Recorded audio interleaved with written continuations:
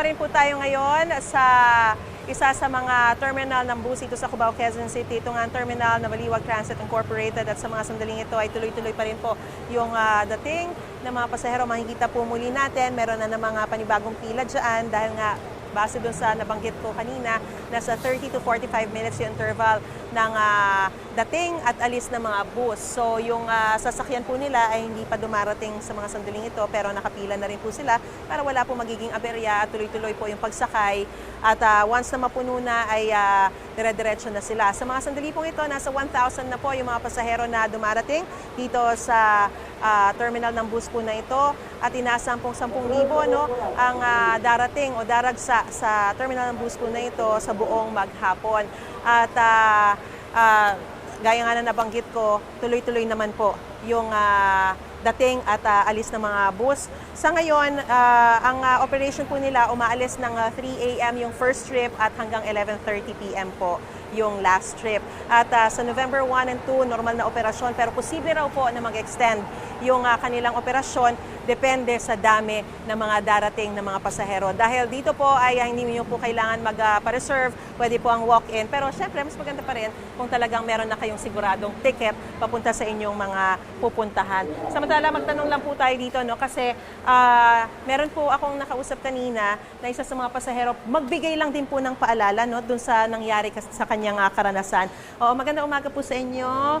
O, kayo po ay si? Romel po, ma'am. Romel. O, Kuya, ikwento niyo lang po sa amin, very briefly, ano po yung naranasan po ninyo? Nadukutan daw po kayo? Po, ma'am. O, sa bus terminal ba to? O, sa St. Raymond. Ay, kwento niyo po sa amin, ano po nangyari? Hindi naman po rito, no? Hindi.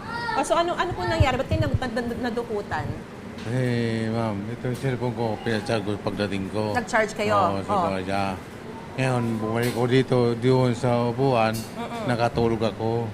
Oh, Pagising ko sa umaga, wala yung wallet ko na. Yung wallet ang nawala, hindi naman yung cellphone. Hindi Of po. course, hawak nyo pa eh. Oo. Oh. Pero, ano, marami-rami ba yung laman nun? Wallet lang. Ha? Wallet.